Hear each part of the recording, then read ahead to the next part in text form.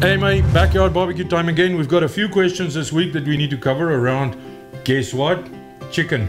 Backyard barbecue is the one thing where you can really see if produce is fresh and they shine through. And to be honest with you, that's the one opportunity we all have to start experimenting and use some of the ingredients we can get in our own backyard. So thank you very much to AMA and all the sponsors to give the Cowboys a chance here to show you how chicken should be done in the backyard on the barbecue.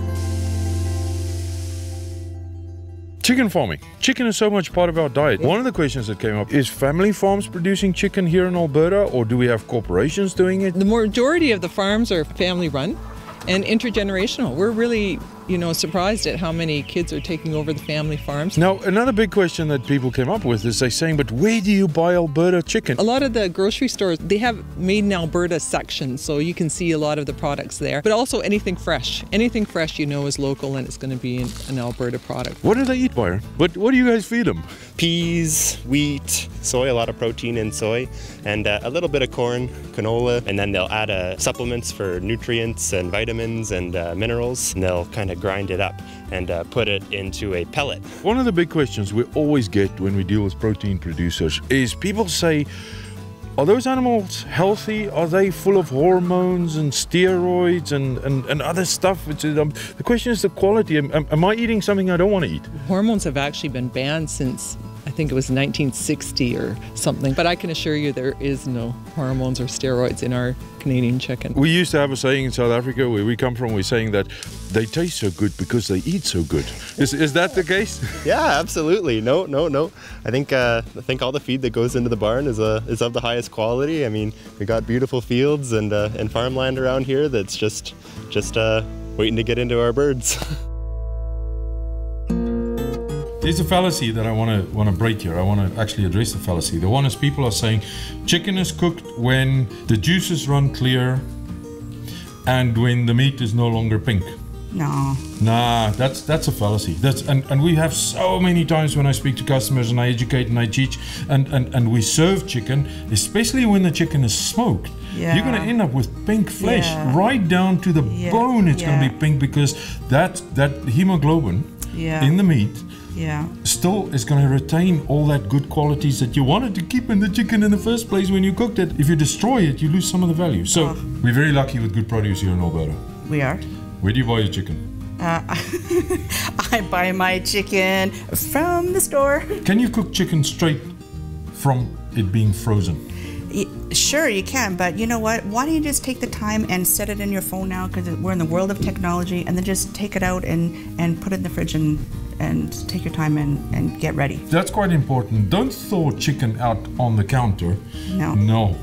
You're looking for trouble. I'm going to confess something though. I have cooked, especially when you get little thighs and you're in a hurry, you didn't do the thawing thing, and you get it right out of the freezer, you can separate the pieces onto the barbecue at the back end. Yeah. You can do that. However, you're compromising on the flavor. Sure. Because all that rub, all the marinade, all the good things you wanted to get into the chicken, it's just going to fall off because the thing is hard rock frozen. Yeah.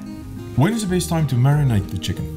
Okay, you know what I did is I marinated this chicken. It's only for like 2 hours. I didn't brine this. I just put this in a marinade. So this marinade has like canola oil. This has a little bit of garlic in it. This has my true lemon powder. So there's no lemon juice, so it's not going to kind of burn that flesh. It has a light. Another really good thing to do is if you're using a whole lemon, because a lot of people are making like fancy summer cocktails, you can juice all your lemons and then use the lemon zest, dehydrate it, and then put it in your fancy little blender, and then you got lemon powder, and then it's good for so many things.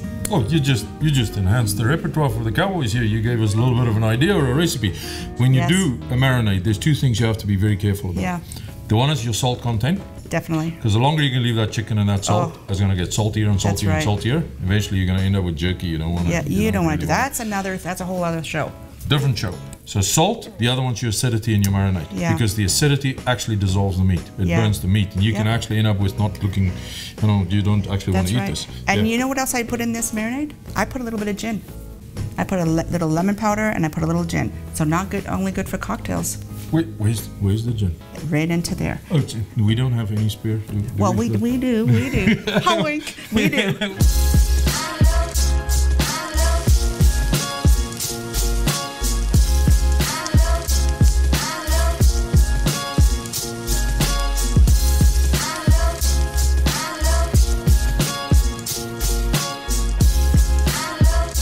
People can make seasoning chicken very complicated. Here's a Cowboys shortcut. What we figured out over the years is you want to balance a few things. You want to balance some salty, you want to balance some sweet, some smoky, some spicy, so all kinds of things you want to do. But it all starts in chicken with, can you get some of that salt inside the chicken, in the meat itself, to make it a little bit savory? Because if you don't do that, you're only going to have the stuff sitting on the outside. And we've discovered a good old soy sauce that gives us exactly that opportunity. Now the next thing we usually end up doing is whatever rub you can find. We've got a few preferences, so we're just going to let rip with our preferences. Make sure if they got salt in or not. This is nothing special, particular, interesting that you need to worry about. You do your own thing, and if you don't have a rub, S&P, salt and pepper, that'll do the same job for you. How do you stop your chicken from sticking to the barbecue grates when you put the thing down? We seal it in with a little bit of oil. It creates a barrier so that you don't burn and stick the chicken to the actual grid of the barbecue. Which brings us to another big important question. So how do you get your chicken to be nice, soft, juicy and plump? Well, this is a cowboy trick. Slow. Slow. You cook chicken slowly, and for those that are scientific here, we're talking about 225 degrees Fahrenheit, 250. I'm going to go outside, we're going to light the fire, we're going to get the gas barbecue heating up, and we're going to cook these birds indirect, low and slow. And that's where the smoke and the beautiful juiciness of Alberta chicken comes from.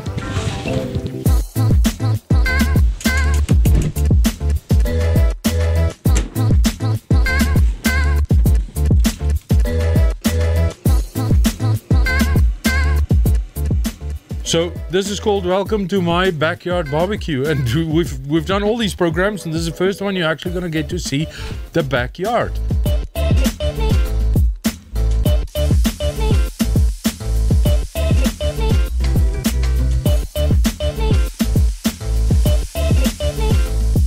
We got bones down because the bones protected from the heat so that the meat can slowly steam in its own juices.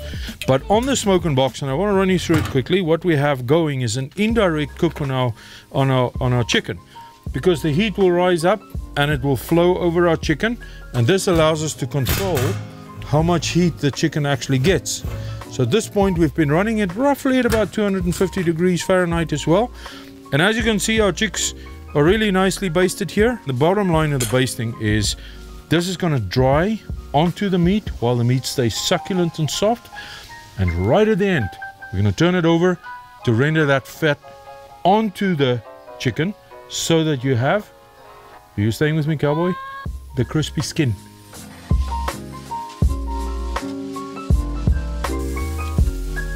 There's a few important things you need to know, and this is an argument that's always happening around the chicken table, and that is, when is the chicken actually cooked? When is it done? Now officially, 64 degrees Celsius means chicken is cooked.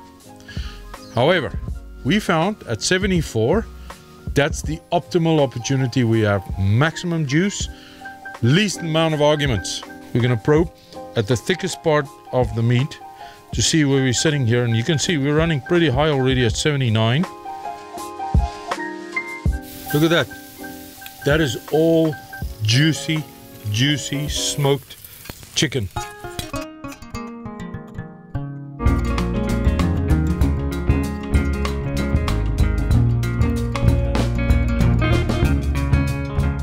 There's nothing that comes with cooking fresh chicken on the backyard barbecue, and it's Alberta chicken, which makes it even more special.